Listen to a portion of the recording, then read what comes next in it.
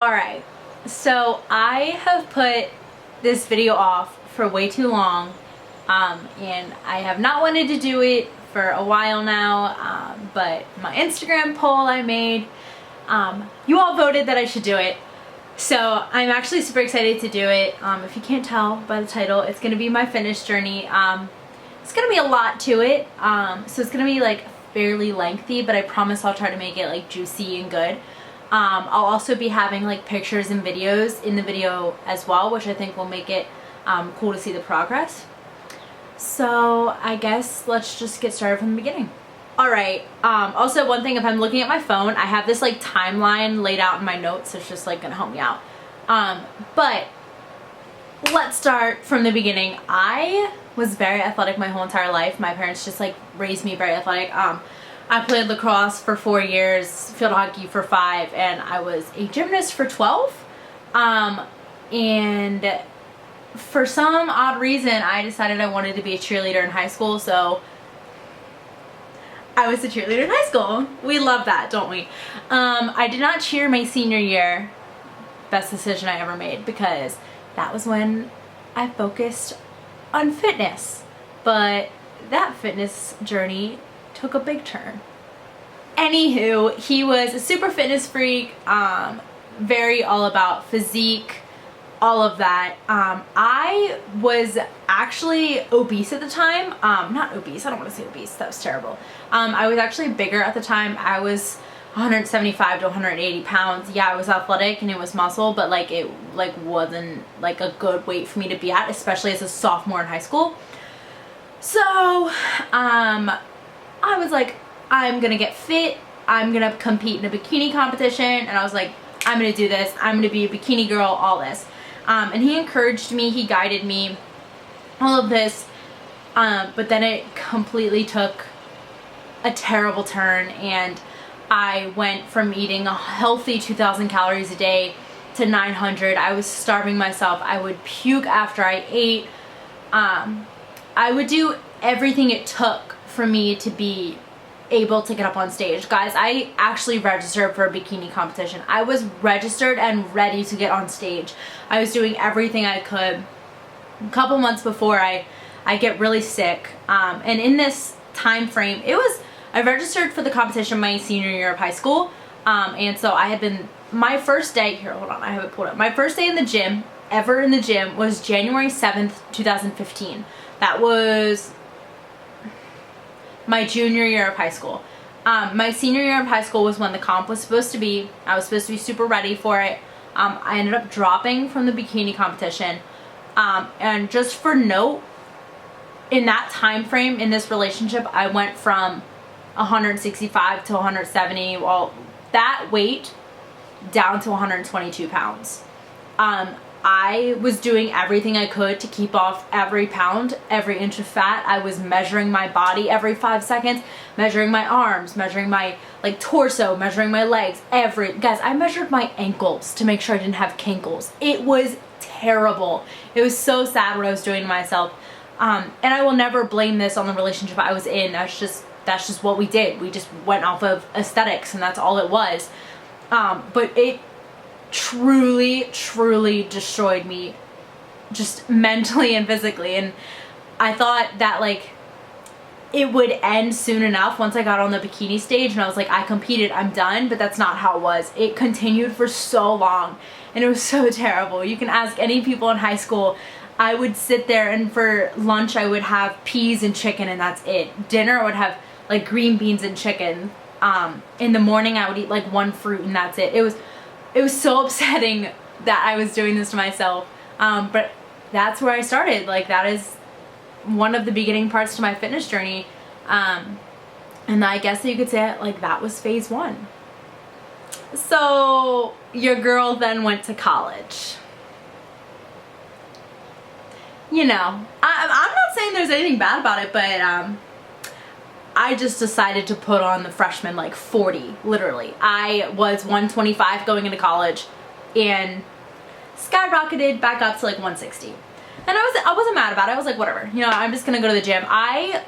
The summer before my senior year, or the summer before my freshman year in college, I still went to the gym, all of that. And then I went to Greensboro, gained weight, but was still going to the gym at that time. I was super set on continuing to go to the gym whether I was 125 pounds or not, because the gym was just always my happy place since 2015.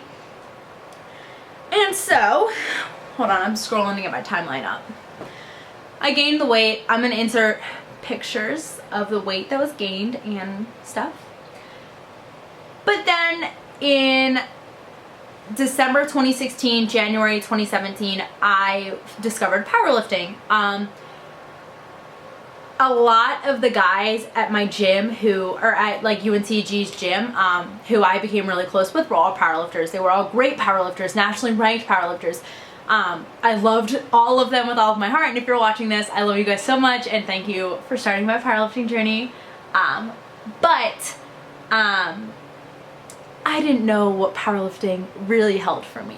So let's talk about phase 2. I started powerlifting. I got put on a program.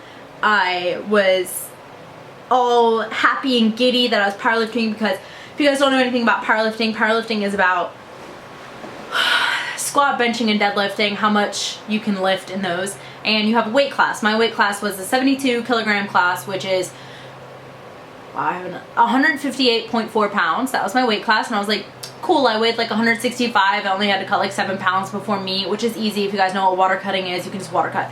Yeah, no, bad idea. So I was like, bet, I'm gonna do this sport because it doesn't focus on how you look anymore. It focuses on strength. So I thought this was a really healthy sport. And at the time that I did powerlifting for 2 years, it was a very healthy sport for my mentality. Well, not until the end, but we'll get there.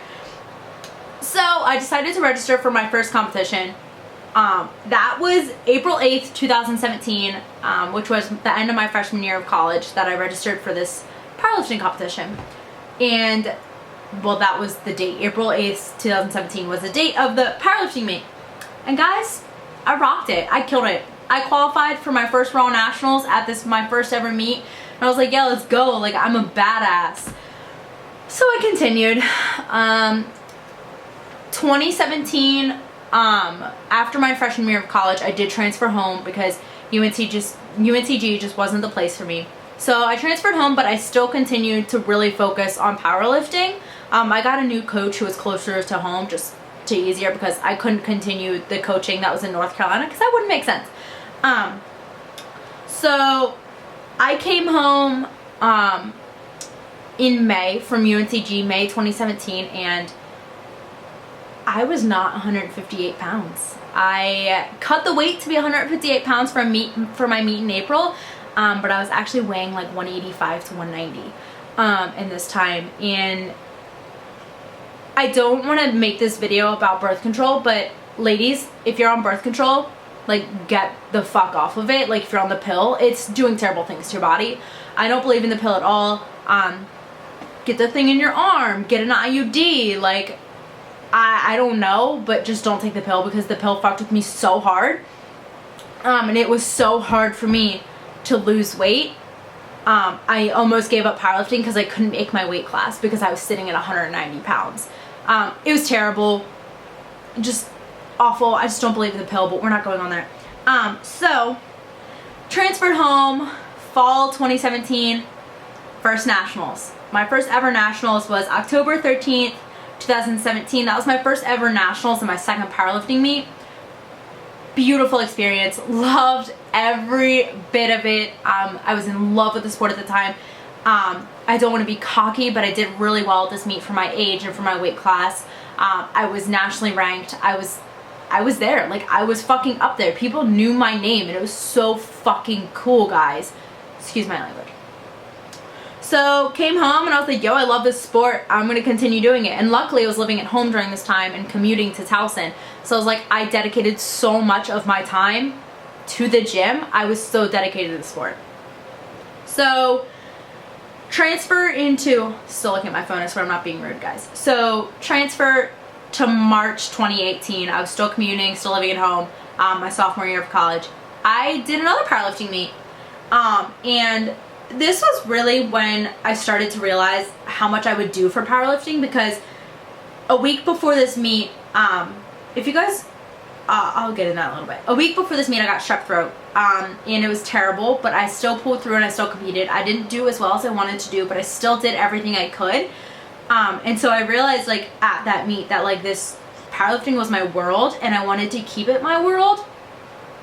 So since I didn't do good at that March meet, I decided again to compete in July of the same year, July 2018, a couple months apart, and that was a great meet as well.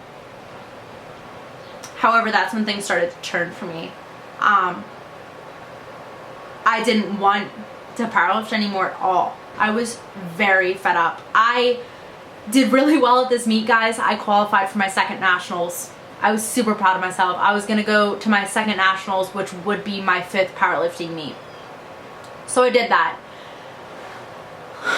Training up to nationals was the worst training I've ever had in my entire life. It was draining. It was really draining. It was really exhausting.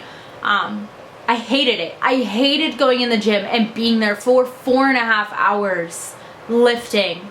Like, I hated that. I started to hate it and despise it because it wasn't what my body wanted. It was what my coach programmed me so I could hit certain maxes or certain reps or anything like that. It was nowhere near what I wanted to actually do. And so I pushed through that, and October 2018, this year, well, not like 2019, but this school year, my junior year of college, I competed in my 5th and last powerlifting meet, and that was Raw Nationals. That was my second Raw Nationals, and I hated every minute of it. Guys, I flew all the way out to Washington State. I competed at this meet, and I flew right back home. I hated it. I realized that this was not the atmosphere I wanted. I just started to realize what powerlifting was really truly doing to me. I don't want to get emotional, but seriously, guys, I fell in love with the sport, but I fell in love with something that was so mentally exhausting that, like, I was so blinded by it. And listen, I will never not be grateful for the journey that powerlifting brought me, and everything it brought me. It brought me so close to some people. I placed so well in so many meets, and it was so great. It was all about the adrenaline of competing and all of that. But I just didn't realize that, like, there was such this fixation on not how you look, but that weight on the scale. I had to make 158.4 pounds or I would not be able to compete in my weight class. And so I never really thought that, like, oh, making this weight is gonna, like, make me fixate on my weight, but it did. And not only did it make me fixate on my weight, but it made me go to the gym and do something I hated.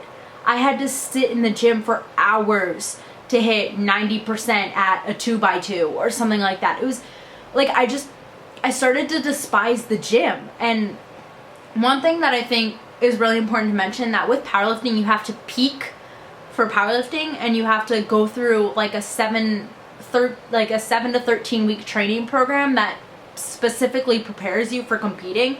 Like, powerlifting isn't just a sport where you can get up on the platform and go do your max, because you have to get your body ready for that. And I just think those periods of training, those weeks of training were just terrible.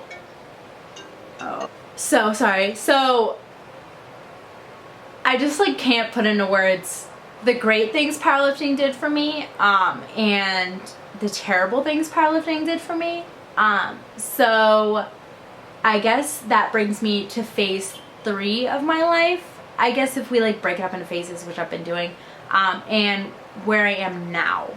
So after nationals, like, in October of 2018, I was like, I'm done. I told my coach I was no longer going to be powerlifting, and that just wasn't for me anymore. So I decided to take a break from the gym in general, just like a health mental break, because I knew what I needed was that space and that time. Also, something to mention,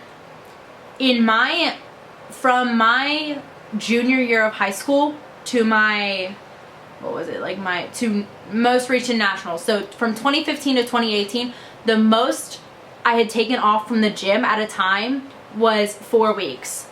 I took a total of 4 weeks from the gym off in those 3 years. Like, that is all I ever took off. Like, it was only for vacation 4 times and that's it. I would miss maybe 1 day a week, but that's it. So I think that's really important to note that I never took a time off from the gym because I felt so guilty to my body and I felt so guilty to my training if I took a day off. So I think that's just something that's very important to mention. So back to October after Nationals. October 2018 to January 2019, I took a nice little break from the gym. I got involved in yoga.